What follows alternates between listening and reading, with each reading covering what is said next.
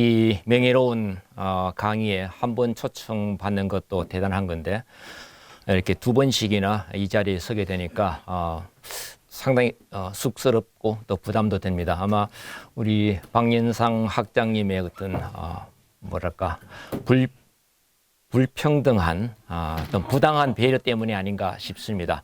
아무튼 반갑고요. 지난번에는 포스트콜로니얼리즘, 그 탈식민주의 역사적 전개와 이론적 논점에 대해서 제가 말씀을 드렸습니다. 제 전공은 그 탈식민주의 이론으로 셰익스피어를 재해석하는 겁니다. 그러니까 셰익스피어가 인종적 문화적 타자를 어떻게 재현했으며 그러한 재현이 영국이라는 그 민족 국가와 또 식민 제국을 건설하는데 어떤 기여를 했는가 이런 것을 공부하는 겁니다. 그런데 이제 여기가 신학과다 보니까 무슨 주제로 셰익스피어에 관해서 얘기를 할까 고민을 하다가 아무래도 하나님이 들어가야 되잖아요.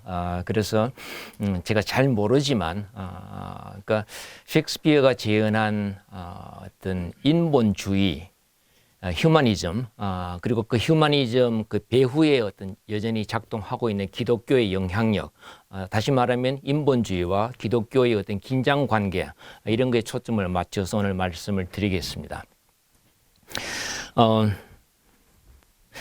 제가 나눠드린 이 핸드아웃은 뭐 5쪽이나 됩니다. 상당히 분량이 많은데 그 본문 인용이 많다 보니까 너무 분량이 많다고 걱정 안 하셔도 됩니다. 제가 좀 짧게 끝내고 질의응답하는 시간을 좀 더 갖도록 하겠습니다. 자, 셰익스피어는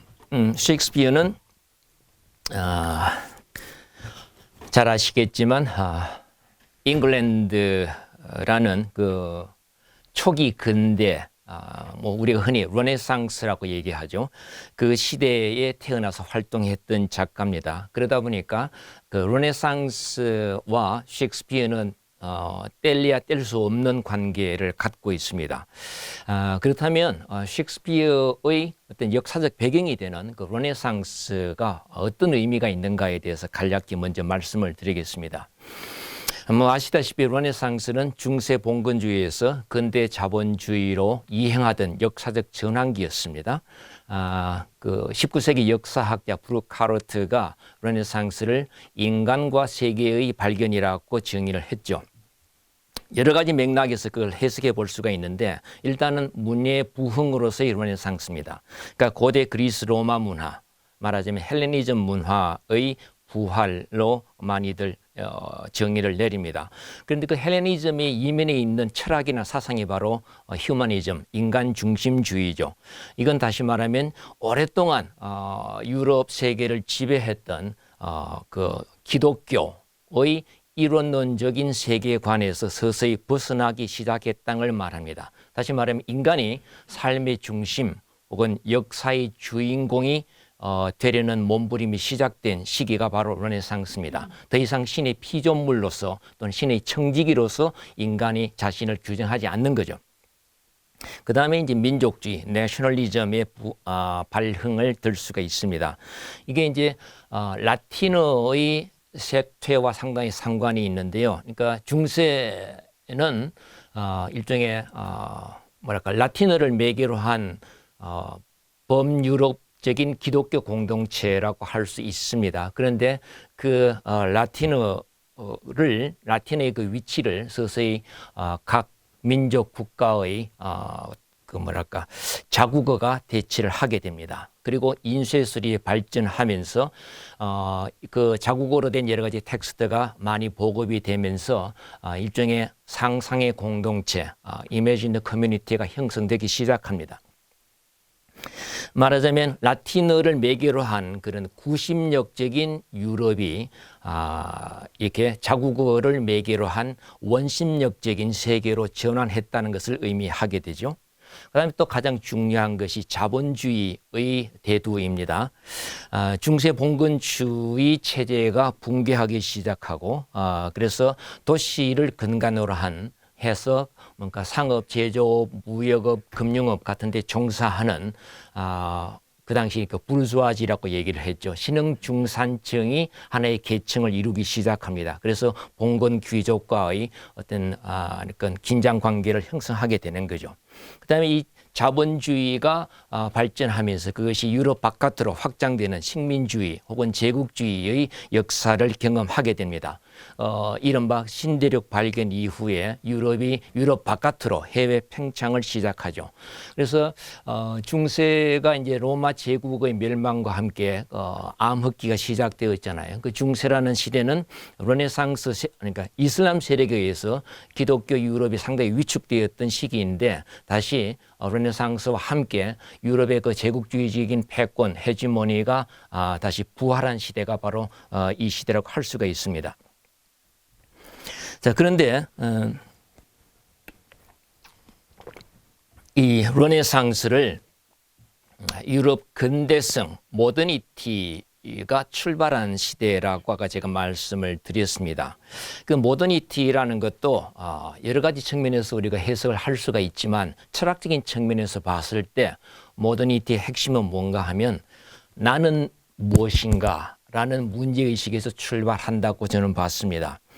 그러니까 데카르트가 얘기한 나는 생각한다, 그러므로 존재한다는 그 선언, 이것은 생각하는 나, 즉 이 주체를 어떤 진리의 근거 혹은 담지자로 인식하기 시작한 거죠. 그러니까 이 대상 세계를 인식하고 재현하는 그 근거가 그 기독교의 로고스나 플라톤이 말한 이데아가 아니라 그런 절대적인 기준, 외부의 기준이 아니라 바로 나에게 귀속된다는 그런 선언이었죠. 그러니까 저기 어딘가에 있었던 그 진리의 근거를 지금 여기에 있는 나한테 갖고 오는 것이 바로 근대성의 철학적 근대성의 출발이라고 할 수가 있습니다. 그러다 보니까 우리가 좀 주목해 볼 것은 시각의 특권화라는 현상을 경험하게 됩니다. 르네상스란 시대는 이 눈이란 게 인간의 감각 중에서 기관 중에서 가장 주체 중심적이라고 할 수가 있죠. 그러니까 당시 철학자들은 이 눈을 영혼의 창문이라고 봤습니다. 이 눈이란 것은 뭔가 대상을 타자를 인식하고 재현하는 출발점입니다. 그러니까 이 눈과 그 시각과 좀 대조되는 것이 청각이었죠. 그런데 흥미로운 게 중세 시대는 이 청각적 예술, 다시 말하면 시나 음악이 발전했습니다. 그런데 르네상스와 더불어 이 시각적인 예술, 그러니까 시각을 매개로 한 예술 지배적인 장르로 등장합니다. 예를 들면 회화, 조각 또는 연극이 발전하게 되죠. 그러니까 회화, 조각, 연극 이런 건 사실은 고대 헬레니즘 문화에서 꽃피었던 예술 장르입니다. 그게 다시 르네상스에 부활했다는 것은 그만큼 인간의 시각이 중요시된 시대였고 그 시각은 인간의 주체 중심주의, 인간 스스로가 어떤 인식의 주체가 되려는 그런 사유 방식의 발로였다고 할 수가 있는 거죠. 근데 이제 문제는 이렇게 인간 중심적인 인간이 주체가 된 근대성이 르네상스 시대에 출발을 했는데 그게 그렇게 낙관적이지만은 않았다는 거죠. 르네상스 문학의 지배적인 에토스, 그 정서라는 것은 불안이었습니다. anxiety. 그러니까 인간에 대한 그 예찬, 인간의 가능성에 대한 긍정, 뭐 이런 것만이 아니라 거기에 과연 인간 스스로 뭔가 할 수 있을까라는 그 불안과 회의가 굉장히 지배적인 정서로 자리 잡았습니다. 이거 다시 말하면 물론 르네상스 유럽인들이 무신론자는 절대 아닙니다. 크리스찬들이었죠. 그러나 뭔가 신을 좀 이렇게 밀어내고 그 신의 자리에 들어선 인간이 홀로 서기를 시도했는데 그 홀로 서기 그 시도 자체가 적어도 16세기만 하더라도 그렇게 성공적이고 낙관적이지만은 않았다는 거죠. 그죠? 그래서 그런 홀로 서기를 시도하는 인간의 어떤 외로움, 두려움 같은 것이 르네상스 문학이나 연극의 가장 주된 주제가 되었습니다.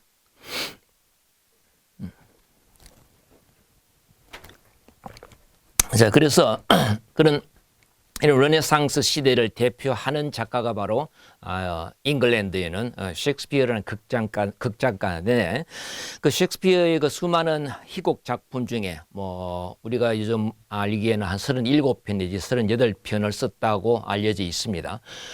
어떤 작품을 선택할까 생각하다가 가장 대표작 중에 대표작인 햄릿과 리어 왕을 선택을 했습니다. 왜 그러냐면 이 햄릿과 킹 리어란 작품은 제가 방금 말씀드린 역사적 전환기로서의 르네상스의 특징을 또 양식을 가장 잘 드러낸다고 저는 생각했기 때문입니다. 우선 햄릿, 뭐 이 스토리는 굳이 제가 말씀드릴 필요가 없겠죠. 그런데 저는 햄릿을 이 텍스트를 르네상스 인간의 자화상이다, 정신적 자서전이다 이렇게 규정하고자 합니다. 햄릿을 여러 각도에서 우리가 해석할 수가 있겠지만 제가 이 시간에 강조하려는 것은 이 햄릿이라는 텍스트는 질문과 의심으로 가득 찬 작품이다 하는 겁니다. 햄릿이라는 그 텍스트의 Act 1, Scene 1, 오프닝 씬에 처음 나오는 대사가 뭐 Who's there? 거기 누구냐? 그러니까 성의 보초를 서는 그 보초병들끼리 서로 임무 교대하면서 수화하는 그런 장면이죠. 그런데 이 오프닝 씬뿐만 아니라 햄릿 텍스트 시종일관 질문과 의심으로 가득 차 있습니다. 등장인물들은 계속 질문을 던집니다. 그리고 가장 질문을 많이 던지는 인물이 햄릿입니다. 그리고 왜 그러냐? 이 질문한다 또는 의심한다는 것은 아까 말씀드린 근대성의 철학적 특징 중에 하나로 바로 생각한다는 거죠. 생각하는데 그래서 이 생각을 의미하는 단어들 mind, thought, meditation, reason, soul, brain 이런 게 반복적으로 나옵니다. 문제는 이 햄릿의 생각 자체가 어지럽다는 거죠. 혼란스럽다는 거죠. 그래서 표현 중에 보면 대사에 it seems, it looks like 그러니까 확정하는 게 아니라 뭔가 추측하는, 가정하는 그런 표현들이 많이 나옵니다. 거기 예문을 보면 구름이 갑자기 낙타 모양처럼 보이다가 그 다음에 쪽제비처럼 보이다가 그리고 갑자기 고래처럼 보이기도 한다는 거죠. 그러니까 이게 대상이 바뀌는 게 아니라 그 대상을 바라보는 이 주체의 시각 자체가 혼란스럽다는 거죠. 그래서 저는 이 햄릿이라는 텍스트를 갈라진 시대, 그러니까 신에 대한 그 믿음, 신앙과 인간의 합리적 이성, 말하자면 신본주의와 인본주의 사이에 갈라진 시대, 그리고 그 시대를 살아가는 split subject, 분열된 주체에 관한 이야기로 접근하고 싶습니다.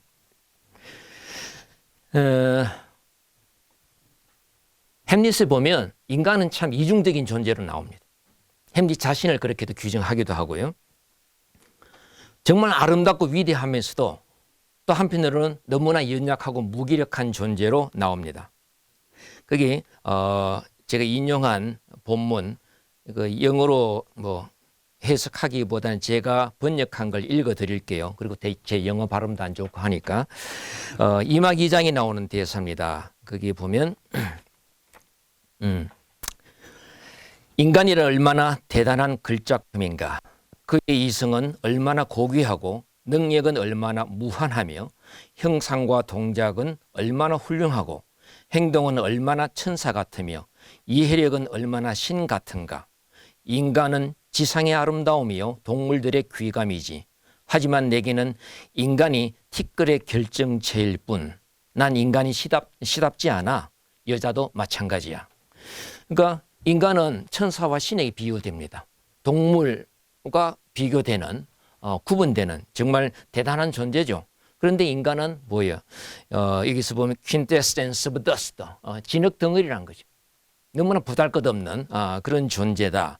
그렇기 때문에 햄릿은 자연스럽게 어떤 인간 혐오에 빠지고 그 인간 혐오를 투사하는 대상이 여성이 됩니다. 자기 어머니와 연인, 거트루드와 오피리아에게 인간 혐오의 생각을 투사하고 그렇게 이건 자연스럽게 여성 혐오로 빠지게 되는 거죠. 그러니까 햄릿은 그 종교개혁의 모태였던 비텐베르그 대학에서 공부했던 인물이죠. 거기서 배웠던 인간성과 돌아와서 이 덴마크 왕궁에서 목격하는 인간성 사이 그 괴리, 그걸 도저히 이렇게 소화할 수 없는 거예요. 그러니까 덴마크 왕궁에 돌아왔을 때 알게 된 게 뭡니까? 자기 삼촌이 아버지를 시해하고 그리고 어머니가 자기 아버지를 죽인 그 삼촌과 서둘러서 재혼한 그 정말 모순과 부조리로 가득 찬 그 현실을 받아들이기 힘듭니다. 인간이 고작 이것밖에 안 되느냐 이런 생각을 갖게 되는 거죠. 자, 이쪽으로 넘어가서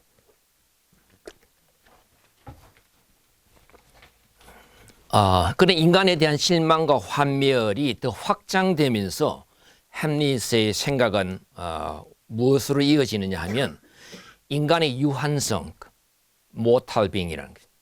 인간은 궁극적으로 죽을 수밖에 없는 존재다. 그리고 내세, 사후세기 불확실성, 이거에 대한 생각으로 나아갑니다.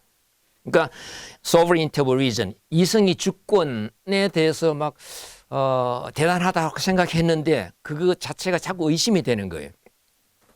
그래서 햄릿은 계속 생각만 하고 질문만 하는데 뭔가 실행 혹은 실천을 못합니다. 그래서 주저하고 망설이는 인간이 될 수밖에 없는 거죠. 그런데 햄릿에게 가장 근본적으로 다가오는 그 딜레마는 결국은 죽음의 문제입니다. 유한자의 숙명이라고 할 수가 있죠. 여러분이 너무나 잘 아시는 to be or not to be 그 대사를 제가 번역한 걸로 한번 읽어보겠습니다. 존재할 것인가 말 것인가 그것이 문제로다. 포악한 운명의 돌팔매와 화살을 견디는 것과 고난의 바다에 맞서서 싸우다가 끝나는 것, 둘 중 어느 것이 정신적으로 더 고귀한가? 죽는 건 자는 것일 뿐 만약 그게 전부라면 육신이 상속한 번민과 온갖 타고난 고통을 우리가 한번 잠들어 끝낼 수 있다고 한다면 그것이야말로 간절히 원할 삶의 절정이겠지. 죽는 건 자는 것, 자는 건 아마도 꿈꾸는 것. 그런데 걸리는 게 있다. 그 죽음의 잠에서 우리가 이 속세의 번뇌를 벗어 던졌을 때 어떤 꿈이 찾아올지 모르니 망설일 수밖에. 그 생각 때문에 재앙 같은 삶을 이어간다. 그게 아니라면 그 누가 참을 수 있겠는가? 세상의 채찍과 멸시, 압제자의 부정한 짓, 잘난 자의 오만함, 멸시당한 사랑의 아픔, 느려 터진 법의 집행, 관리들의 오만한 태도, 참을성 있는 자가 받는 못난 자의 발길질, 단 한 자루 단검이 삶을 정산할 수 있을진데 그 누가 지친 삶에 투덜거리며 땀 흘리며 무거운 짐을 지고 걸어가려고 하겠는가? 하지만 죽음 후에 그 무엇에 대한 두려움, 어떤 나그네도 국경 넘어 돌아온 적 없는 그 미지의 나라가 우리 의지를 마비시키고 우리가 알지 못하는 불행으로 날아가느니 차라리 지금의 불행을 견딜 수 있게 한다. 삶과 죽음 또는 복수와 체념 그 사이에서 망설이는 햄릿. 왜냐? undiscovered country에 대한 확신이 없는 거예요. 가보지 않는 그 사후 세계에 대한 그 불확실성 때문에 이 현실의 고통과 이 모순을 그냥 부여잡고 감내하면서 살아갈 수밖에 없지 않는가 이거죠. 그러니까 이런 걸 두고 이 텍스트는 뭐라고 얘기하냐면 벗어나렵고 몸부림칠수록 더 달라붙는 끈끈이 덫에 빠진 영혼 같다 이렇게 표현을 합니다.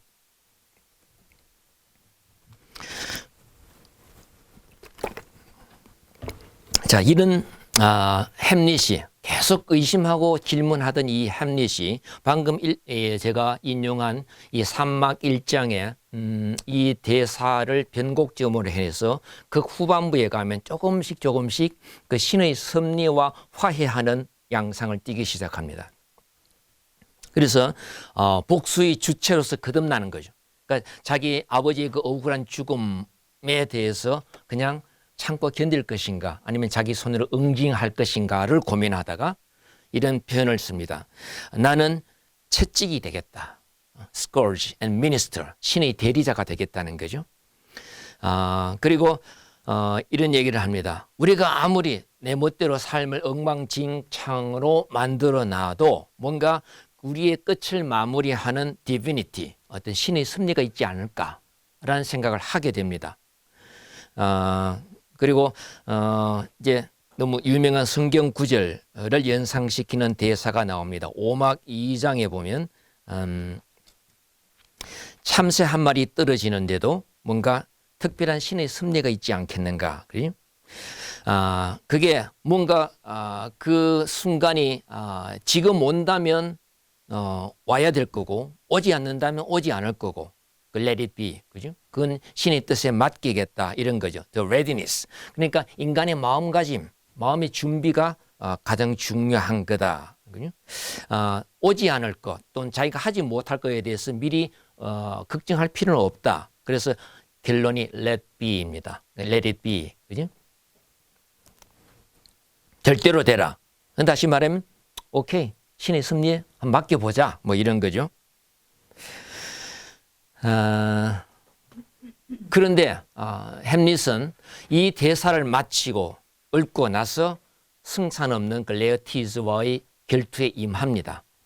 말하자면 이 모순을 바로잡는 하나의 에이전트로서 자신의 역할에 미션을 부여하면서 나아가죠. 그래서 결국은 거기서 쓰러지게 됩니다. 이 햄릿이 죽은 이후에 그 햄릿이 떠난 무대 위에는 이렇게 많은 그 시체들, 낯익구는 시체들만 남아 있고 또 햄릿의 그 wounded name, 상처받은 이름만 남아 있습니다. 그래서 저는 이게 정말 신이 그 햄릿이 신과 완전한 화해를 했는가, 그 신의 섭리에 햄릿이 완전한 승복을 했는가, 그렇지 않다고 봅니다. 어정쩡한 상태라는 거죠. 여기 보면 뭔가 처음에 햄릿이란 텍스트가 출발했던 그 의심과 질문이 완전히 해결되지 않는 상태에서 엔딩이 오고 있지 않는가. 그러니까 납득하지 못하는 자들이란 표현이 있습니다. 납득하지 못하는 자들과 함께 햄릿은 그 무대를 떠날 수밖에 없습니다. 그러니까 햄릿이 도전이 그러나 제가 무의미하다고는 생각하지 않습니다. 왜냐하면 성서의 구절, 진리가 너희를 자유케 하리라는 그 구절에서 그 진리가 과연 유일무이하고 또 절대적인 것인지를 햄릿이 의심하기 시작했다는 데서 의미를 부여할 수가 있다는 거죠.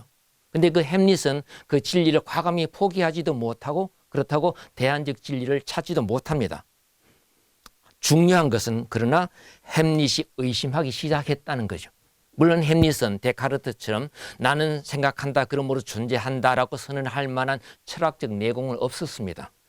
그러나 이게 땅 밑에서 어선풀에 이렇게 새어드는 그 불빛을 바라보면서 계속 땅을 파가는 그 두더지처럼, 그 햄릿이 비유하는 그런 메타포인데요. 그 두더지처럼 이 근대성의 여명기에 태어난 햄릿은 진리의 근거를 어디에서 찾을지 망설이면서 의심하고 질문을 던진 그런 근대적 주체라고 저는 결론을 내리고 싶습니다. 자, 그 다음에 킹 리어로 넘어가겠습니다.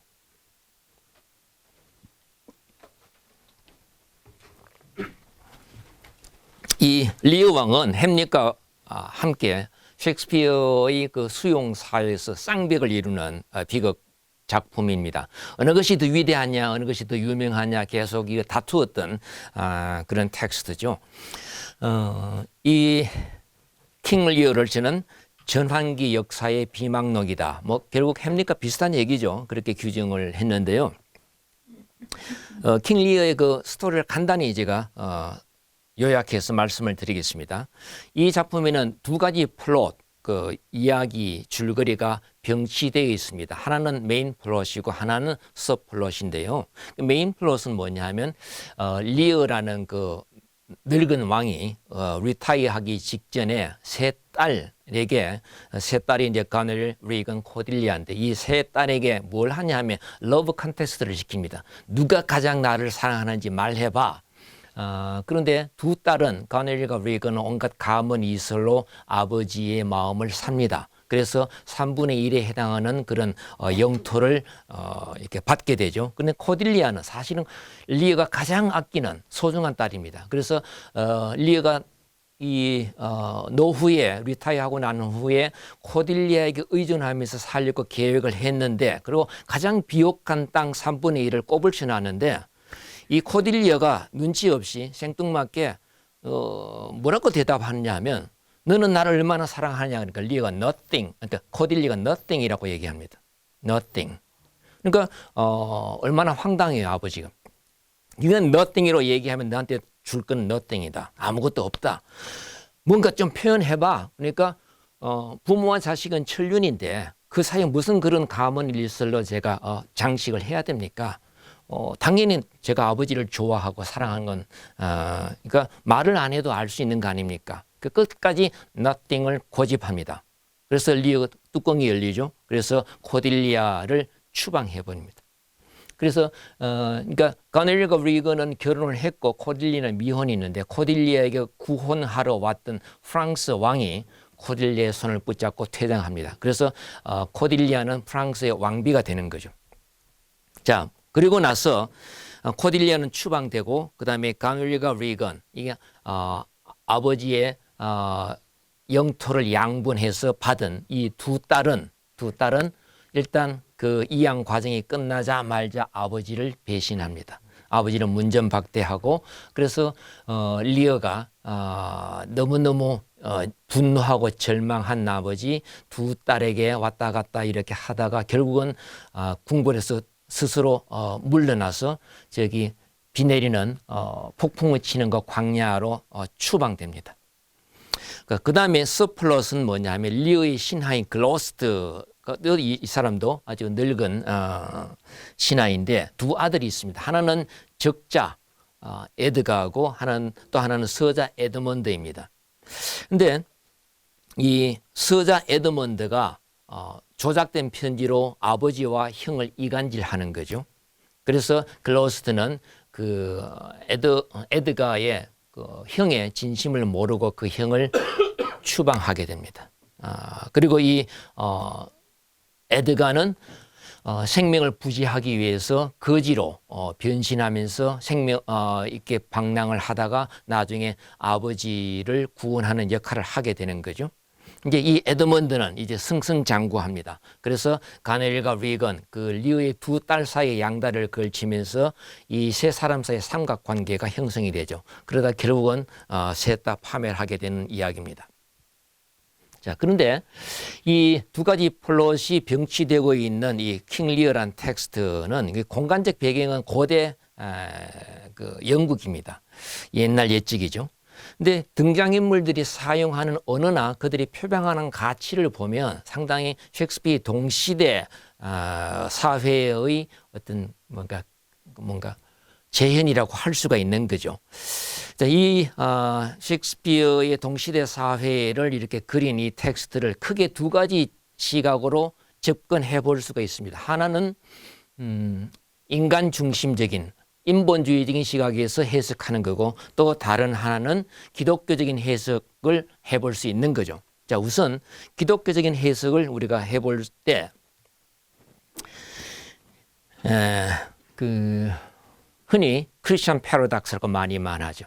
그 무지와 오만, 인간이 제대로 알지도 못하고 교만하다가 그걸로 인해서 고통과 시련을 겪고 나서 그 다음에 성찰과 깨달음에 이르는 그런 과정이 보입니다. 그러니까 여기서도 그런 주인공들이 리어와 글로스트가 그런 과정을 거쳐갑니다. 그래서 폭풍을 치는 그 광야를 방랑하는 이 실성한 미쳐버린 리어와 또 이 글로스트는 이게 리어의 복권 운동을 몰래 하다가 이제 눈이 뽑힙니다. 그래서 이 실명한 글로스트, 이 두 사람의 행적을 쭉 따라가 보면 이런 크리스천 패러독스를 그대로 구현을 할 수 있다고 보는 거죠. 그러니까 이렇게 보면 이거는 근대적인 또는 휴머니즘적인 그 인간관이나 세계관에 대한 반성이 아닐까, 이렇게 해석이 가능한 거죠.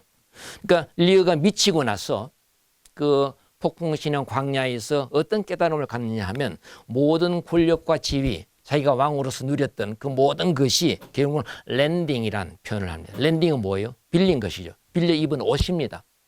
그러니까 헐벗었을 때 그 폭풍 치는 광야에서 왕관도 벗어던지고 옷도 찢어버리고 그야말로 베어한 그 벌거벗은 상태에서 하나 찾아오는 깨달음이에요. 이 모든 것이 랜딩이었구나.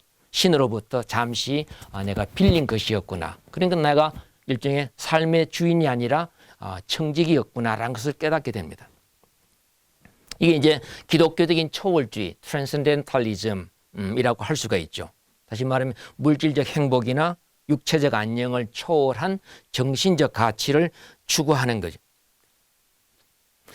그러니까 저는 뭐 개인적으로도 이런 그러니까 힘들 때마다 이런 위안을 많이 받았습니다만 여기 보면 이 고통과 시련, 인간에게 닥치는 이 고통과 시련이 신이 인간을 사랑하는 방식이고 또 연단시키는 과정이다 하는 그런 메시지가 들어가 있습니다. 그러니까 인간의 이성으로, 이 합리적 이성으로 설명되지 않는 이 삶의 신비, 모순과 부조리를 가득 찼는데 그 삶의 신비라는 것은 위대한 섭리의 일환이다 하는 생각이죠. 그리고 또 여기서 우리가 주목해 봐야 될 것이 신이 침묵하고 있다는, 그러니까 신이 부재하지는 않습니다. 이 사람들 셰익스피어도 그렇고 극작가도 관객도 이 캐릭터들을 전부 무신론자는 아닙니다. 그러나 일단 신의 침묵을 전제하고 액션이 전개되는 거죠. 이 침묵하는 신, 그리고 그 가운데서 외롭고 두려움에 떨고 있는 이 인간, 이게 대비되고 있습니다. 그 절대자를, 이 초월자를 부정하고라고 하는데, 부정이라기보다는 저는 약간 수정을 할게요. 그러니까 이 절대자를 인간이 그 삶의 중심에서 밀어내고 인간이 그 중심에 들어섰다가 방황하고 있는, 길을 잃어버린 그런 형이상학적인 미화가 되어버린 그 근대적 주체의 모습을 다룬 게 아닌가. 그러니까 인간 존재의 모순을 인간의 힘으로, 신이 도움으로가 아니라 인간 스스로의 힘으로 해결하려는 부질없는 몸부림이다 하는 것입니다. 그 산막 4장에 나오는 그 인용어구 제가 우리말로 제가 번역한 걸로 읽어드리겠습니다. 이건 이제 리어가 그 폭풍이 치는 광야에서 완전히 미쳐가는 그 과정에서 서서히 자기를 돌봐주고 있는 그 거지들, 광대들에게 연민과 동정을 느끼면서 하는 얘기입니다. 산막 4장에 이런 대사가 나오죠.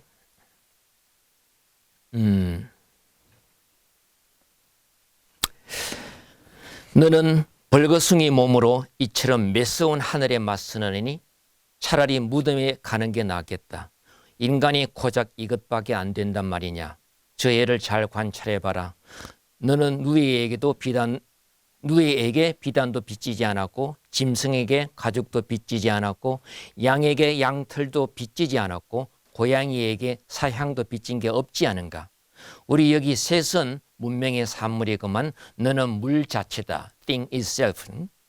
문명의 혜택을 받지 않은 인간은 너처럼 초라하고 헐벗은 두발 짐승과 다를 게 없구나. 벗자 이 빌린 것들, 랜딩스거든요. 자, 여기 단추를 끌어다오. 여기서 가장 저는 가슴에 와 닿는 구절이 Is man no more than this입니다. 인간이 고작 그것밖에 안 되느냐. 그러니까 신을 잠시 옆에 제껴놓고 자기가 역사의 주인공이 되려고 했는데 그 결과가 너무나 초라한 거죠. 너무나 두려운 거죠. 너무나 외로운 거죠. 그래서 is man no more than this라고 절규하고 있습니다. 그리고 또 여기서 생각해 볼 수 있는 기독교적인 해석의 핵심이 뭐냐면 이성과 광기, 그 다음에 육안과 영안의 역설, 패러닥스입니다. 그 리어는 미치면서 그 이성을 잃어가면서 깨달음을 얻게 되고 글로스트는 이 육안을 잃어버리고 영안이 떠지는 거죠. 여기 막 산막, 사막 이게 이제 그 스톰, 폭풍우 치는 그런 장면이 계속되고 있는데요. 이 폭풍이라는 것은 그러니까 전도된 이성, 그러니까 무질서나 혼돈을 상징하게 되는 거죠. 그리고 광기는 뭐예요?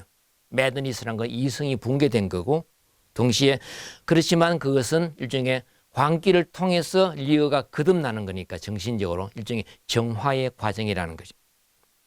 그러니까 이성의 붕괴로 인한 각성, 그리고 육안을 잃어버리고 다시 영안을 회복하는 이런 역사를 우리가 목격하게 되는 거죠. 그 사막 1장의 그 대사를 제가 인용을 해드리면, 내게는 길이 없으니까 눈이 필요하지 않아. 내가 눈으로 봤을 때는 돌부리에 넘어졌지. 흔히 그렇지만 우리가 부유하면 자만하고 완전히 궁핍에 처하면 우리에게 유익하지. 자, 여기서 저는 I stumble when I saw. 내가 눈을 뜨고 봤을 때는 나는 돌부리에 걸려 넘어졌다는 것이죠. 자기가 자만하고 자기가 뭔가 안다고 생각했을 때 자기는 넘어졌고, 그러나 내가 보지 못할 때, 이 눈을 잃어버렸을 때는 어떤 그 신의 섭리에 대해서 깨달음이 왔다는 것을 고백하고 있습니다. 자, 그 다음에 이런 기독교적인 해석을 이 텍스트에 적용해 볼 수가 있고, 그 다음에 휴머니스즘적인 해석입니다.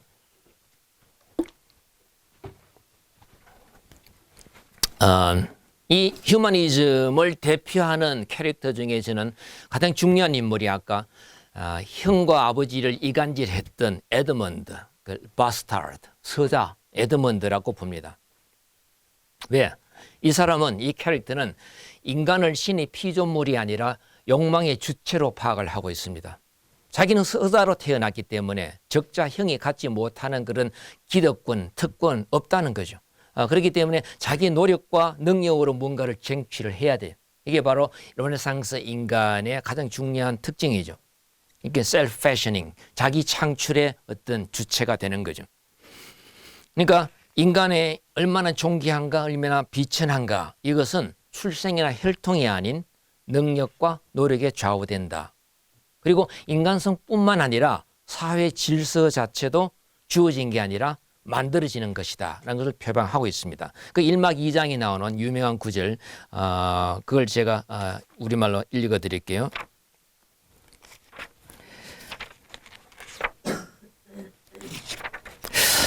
자연아, 자연의 대문자 네이처죠. 자기가 믿는 그 신입니다.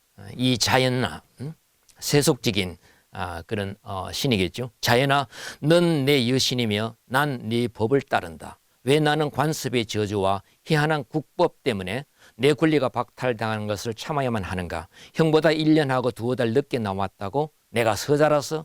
왜 내가 천하다는 말인가? 나도 정실 자식들 못지않게 준수한 외모와 관대한 성품과 탄탄한 골격을 갖추었는데 왜 그들은 우리를 비천한 자로 낙인 찍는가? 천하다고? 사생활하고? 비천해? 왜 비천해? 자연의 욕정에 휘둘려 남몰래 낳은 자식이 지겹고 맥빠진 침대에서 비몽사몽간에 만든 얼간이보다 더 멋있고 생기 넘치지 않는가? 자, 그럴진데 적출의 핏줄을 받은 에드가야, 내가 네 땅을 가져야겠다. 아버지의 사랑은 적자뿐만 아니라 서자 에드먼드에게도 향한다. 적자라 그럴듯한 말이군.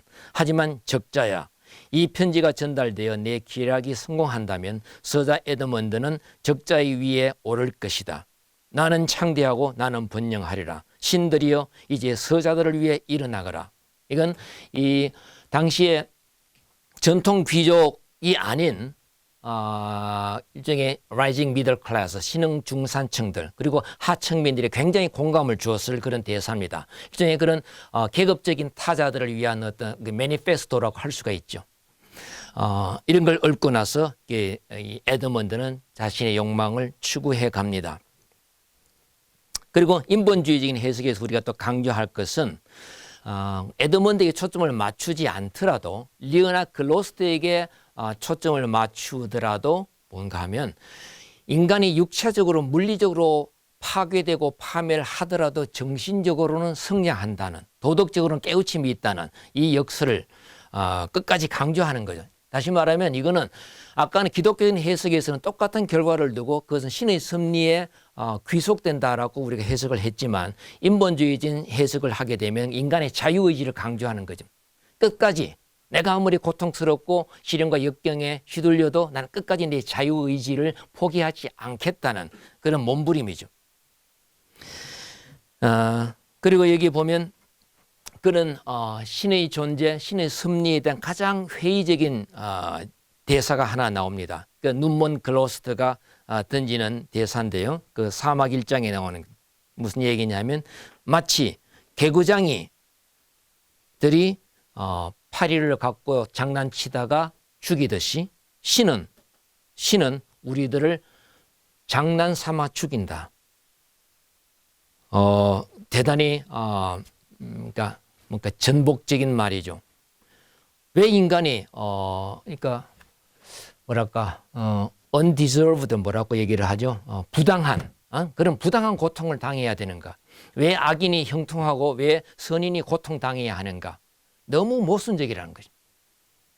왜 신이 인간 갖고 장난치냐? 인간의 목숨이 그렇게 파리 목숨 같냐? 아주 이건 기독교에 대한 뭐랄까 엄청나게 전복적인 항의와 절교로 할 수가 있습니다. 이건 자기 아들 에드가를 궁지로 몰아넣은 그 아버지 글로스터의 회한과 자책인 동시에 홀로 서기를 하려다 실패한 그 르네상스 인간의 보편적 절규라고 할 수가 있죠. 그리고 마지막으로 우리가 또 한번 기억해야 될 것은 그 인본주의인 해석에서 그렇게 에드먼드도 결국 욕망을 추구하다가 파멸을 하고 그리고 리오와 글로스터도 그렇게 어떤 뭐랄까 추락하는 그런 과정을 보여주지만은 그 과정에서 특히 글로스터와 리오는 정치적으로 이데올로기로 성장한다는 측면이 있습니다. 그 리오나 글로스터는 다 지배계층의 일원이었죠. 왕이고 귀족이었죠. 그런데 이 리어가 미치면서 그리고 글로스터가 눈을 잃으면서 뭘 깨닫느냐 하면 지배계층의 탐욕과 위선에 대해서 통렬한 자기 반성을 합니다. 그리고 사회적 약자, 계급적 타자에 대한 고통과 소외에 주목을 하는 거죠. 거기 그다음 5쪽에 보면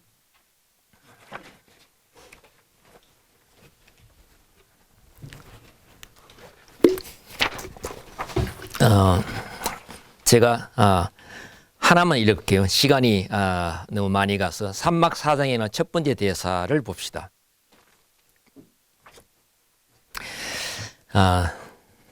가난하고 헐벗은 자들아, 너희가 누구이기에 무증한 태풍의 돌팔매질을 견디고 있느냐? 머리 높일 집도 없이 허기진 배를 움켜잡고 구멍이 숭숭 뚫린 누더기 하나 걸친 상태로 어떻게 이런 날씨에 몸을 보존한단 말인가? 나는 여태껏 이런 일에 너무 무심했구나. 허식이여 치료를 받고 너 자신을 드러내어 가난한 자들이 느끼는 것을 너도 느껴보아라. 그래서 먹고 남은 여분을 그들에게 나눠주고 하늘이 더 정의롭다는 것을 보여주도록 해라. 여기 첫 번째 대사도 그렇고 그 다음 대사도 그렇고 그 세 번째 대사도 보면 뭐가 나오느냐 하면 superflux, 그러니까 잉여란 말이 나옵니다. 먹고 남은 잉여, 부의 잉여, 그걸 distribution이라는 단어를 써서 얘기합니다. 그 excess 또는 superfluity 이런 것을 남아 도는 것, 그 잉여 이런 것을 distribution, 분배를 제대로 해야 뭐예요? justice, 사회적 정의가 구현된다는 얘기를 하고 있습니다. 정말 이거는 체제 비판적인 대사죠. 그런데 그것을 셰익스피어가 아주 슬기롭게 미친 리어의 입을 통해서 하고 있습니다. 정신이 멀쩡한 리어가 이런 얘기를 못하죠. 그러니까 이 서사적인 그 신빙성이 떨어지는 미친 자의 입을 통해서 이렇게 가장 전복적인 대사를 전달하게 함으로써 셰익스피어는 그 당시에 어떤 그 정치적 검열, 센서십을 피해가는 거죠. 웃기는 게 리어가 나중에 오막에 가면 정신이 되돌아옵니다. 그러니까 미친 상태에서는 이렇게 전복적인 대사를 막 쏟아냈다가 정신이 되돌아오면 아주 기독교 초월주의로 회귀하게 됩니다. 자, 우리 고통당하는 거 다 너무 다 감내하고 그냥 우리가 참으면서 그 권력 잡은 자들 저렇게 왔다 갔다 하고 오락가락 하는 것 보면서 멀리서 지켜보고 뒷얘기는 하면서 그냥 지내자. 완전히 이렇게 정말 레디칼했던 이 순간들이 다시 어떤 정치적인 보수적인 제스처로 돌아가 버리는 거죠. 그게 어떤 제가 생각할 때는 이 무대를 감시하고 있는 그 청교도 관리들의 검열의 시선을 의식하기 때문에 말하자면 지배계층의 심기를 건드리지 않았고 필화를 모면하려는 그 셰익스피어 서사 전략이라고 할 수가 있죠. 근데 아무튼 이런 뭐 잉여, 재분배, 그리고 사회적 정의 이런 건 나중에 마르크스주의에서 나오는 개념들입니다. 그리고 유전무죄, 뭐 유전무죄 이런 얘기가 막 나옵니다. 그 당시 사법제도에 대한 통렬한 비판을 가하고 있죠. 그래서 20세기에 와서 마르크스주의 비평가들이 가장 적극적으로 어떤 긍정적으로 평가하는 셰익스피어의 텍스트가 바로 킹 리어입니다. 이건 너무나 마음에 드는 부분들이 있거든요. 자, 그렇게 이런 우여곡절을 끝나고 나서 다 그치고 나서 파란만장한 삶을 다 살고 나서 리어드 글로스터도 결국은 역사의 뒤안길로 사라집니다. 마지막을 맞이하게 되죠. 그리고 코딜리아도 죽습니다. 아버지를 구하려고 프랑스 군을 이끌고 잉글랜드에 상륙했다가 전쟁 포로가 되는 거죠. 리어드 코딜리아도 다 죽게 되고 마지막에 남아서 그 질서 회복을 하는 인물이 바로 에드가입니다. 에드가 글로스터의 첫째 아들, 장자이자 적자죠. 그런데 아주 우리가 여기서 꼭 주목해야 될 게 이 에드가도 지배계층의 일원이잖아요. 이 지배계층의 일원인 에드가가 다시 돌아와서 그 무너진 가부장제와 어떤 그 군주제의 질서를 회복하긴 하는데 그 에드가가 사막에서 거지, 푸올탐으로 변신해가지고 겪는 그건이 아주 흥미롭습니다. 그러니까 셰익스피어 당시에 잉글랜드 사회의 가장 밑바닥 그 하층부에서 그 하층민들이 겪었던 온갖 그 고초를 이 에드가가 다 겪습니다. 에드가의 그 어떤 훈련 과정을 셰익스피어가 아주 디테일하게 묘사를 합니다. 그래서 그건 다시 말하면 이 작품을 이 극을 관람하고 있는 지배계층들에게 당신들이 알지 못하는 그런 하층민들의 고통을 여기서 한번 목격해보라는 그런 도전일 수도 있죠. 아무튼 그렇게 온몸으로 가장 밑바닥의 삶을 다 체험한 에드가가 그런 사회적 약자와 타자에 대한 동정과 연민으로 다시 장착이 된 채 돌아옵니다. 그래서 차세대의 지도자로서 준비를 하게 되는 거죠. 상당히 유의미한 그런 엔딩이라고 할 수가 있습니다. 자, 마지막으로 그렇다면 셰익스피어가 재발견한 인간이 무엇인가? 결국은 인간은 무엇인가라는 문제죠. 그런데 그 인간이 무엇인가라는 이 문제는 결국 신은 누구인가라는 문제와 맞물려 있습니다. 그러니까 인간이 신의 피조물인가?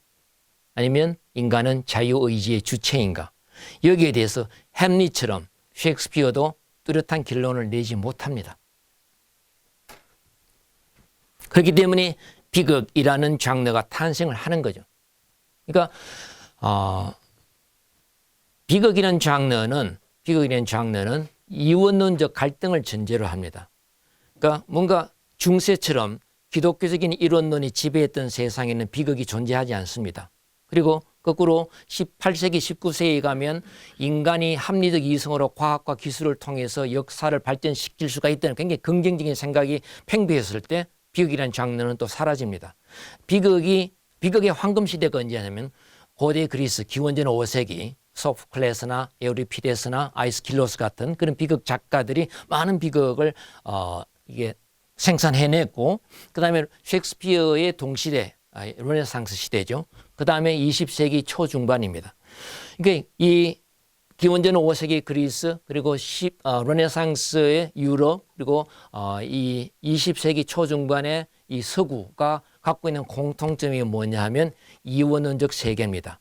뭔가 갖고 있던 그 기존의 가치관 또는 세계관이 붕괴하고 그걸 대체할 만한 어떤 대안적 가치관이 확립되지 않았던 그런 혼란의 시기에 이 비극이 황금 시대를 구가하게 됩니다. 왜냐하면 비극은 화해할 수 없는 두 가치관의 충돌을 전제로 하는 그런 장르이기 때문에 그렇죠. 그래서 저는 이렇게 얘기하고 싶습니다. 결론적으로 데카르트가 철학적 근대성의 출발이라고 얘기하는 이 코기토의 선언을 했잖아요. 인간은 어떤 사유의 주체로서 재구성을 했는데, 그런데 그 데카르트로 이어져서 뭔가 칸트, 헤겔로 완성되는 그 서구의 형이상학적인 전통이 한 축을 이룬다면 그 이면에 뭔가 그런 합리적 이성의 그 카운터파트 역할을 하는 어떤 여러 가지 어떤 욕망, 감정, 본능 이런 것에 대해서 계속 뭔가 이 극작가들은 문학과 예술에 쓴 표현을 했고 그 19세기 후반에 와서 비로소 그 프로이트나 마르크스 그리고 니체가 그것을 이론적으로 정교하게 다듬었죠. 그러니까 프로이트가 생각하는 인간의 본성은 뭡니까? 성적 욕망의 주체입니다. 무의식에 억압되어 있는 엄청나게 그런 어떤 뭐랄까 억압되어 있는 은폐되어 있는 성적 욕망의 주체고 마르크스는 뭐예요? 노동을 통해서 부를 축적하는 게 인간의 본성입니다. 니체는 뭐예요? 진리, 진실 이런 거 상관없이 권력 의지를 향한 욕망이 가득 차 있는 것이 인간의 핵심이라고 봤습니다. 그런 데카르트와 칸트와 헤겔이 이어갔던 서구 형이상학의 전통 이면의 the other side 어두운 이면을 셰익스피어를 비롯한 극작가들은 계속 조명을 했다는 거죠. 그런데 말하자면 이 셰익스피어가 재현한 이 모더니티, 근대성이란 것은 중세의 기독교적인 가치와 구분되면서도 또 다른 한편으로는 근대성의 두 축을 이루고 있는 메타피지컬한 것과 피지컬한 것의 그 긴장과 갈등을 동시에 노정하고 있는 거죠. 그래서 저는 결론적으로 말씀을 드리자면 그 인간성, 그죠? 이거 이성과 감정 사이에서 이게 끊임없이 진자 운동하는 그 인간성, 인간다움, 인간의 욕망, 이게 기독교에서 강조하는 크리스천다운 삶과 늘 긴장 관계를 이루는 것이 아닌가. 그러니까 신과 인간, 기독교와 인본주의의 그 긴장 관계라는 것은 이 서구 문학의 가장 본질적이고 가장 보편적인 주제다. 그것을 셰익스피어는 일찍이 다른 작가들보다 먼저 일찍이 선구적으로 무대 위에 형상화했다고 보는 겁니다.